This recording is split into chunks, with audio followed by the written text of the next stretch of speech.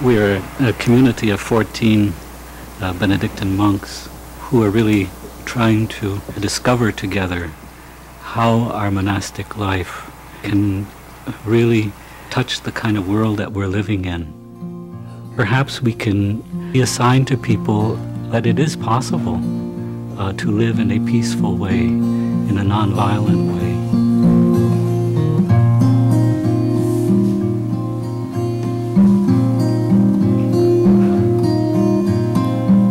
Companions, the wise tell us that God abides in silence, that God speaks in the silent serenity of the heart. Let us not speak of silence. Rather, let silence speak to us of God. There's always been a very important place for silence in our communal prayer, and we're beginning to see more and more how important it is to be together in many ways, not only in singing and listening, but also in just being present.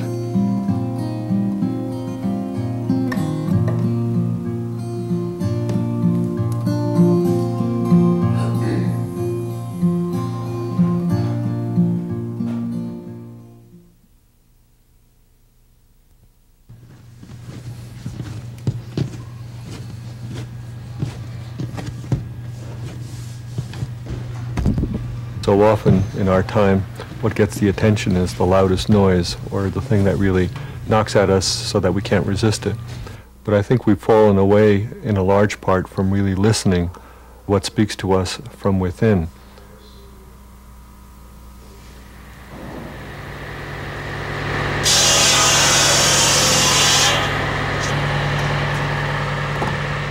One of the things that we've undertaken as a community has been to do an extensive forestry management.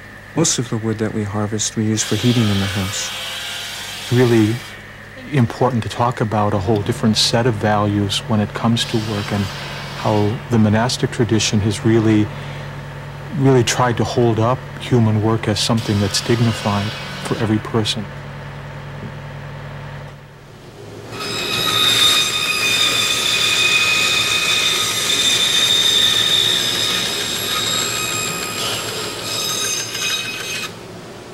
As we grow in our consciousness of other people in our society, so much of our work has taken on the character of being a voice for people who don't have a voice.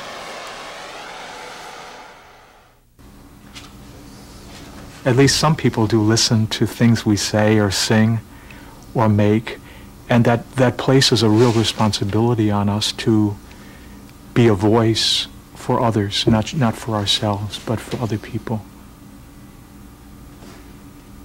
We heard about a movement called the Sanctuary Movement that was offering refugees not only a place where they could experience some safety, but also a place from which they could speak and tell their story.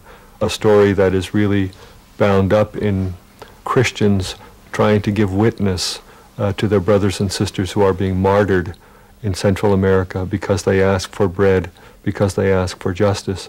We offered our monastery as a sanctuary to a Guatemalan refugee family.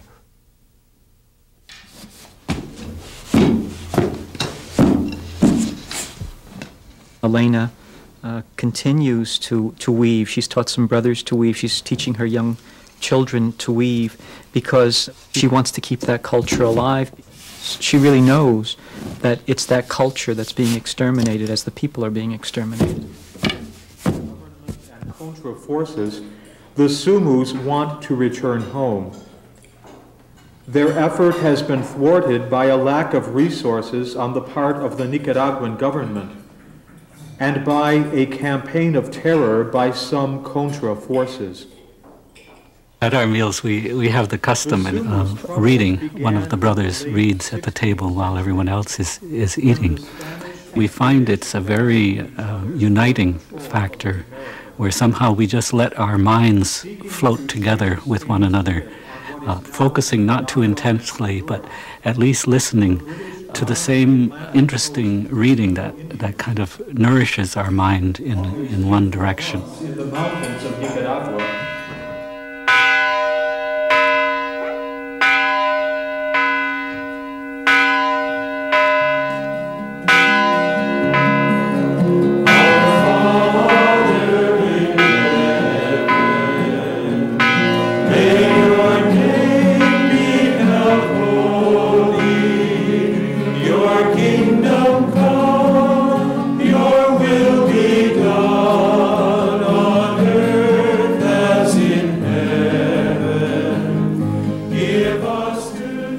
As a community, we're trying to grapple with the depth of injustice and pain and hatred in the world, and to look there and to see the seeds of the future, that somehow, if we don't look at it, we'll never see the ability to heal.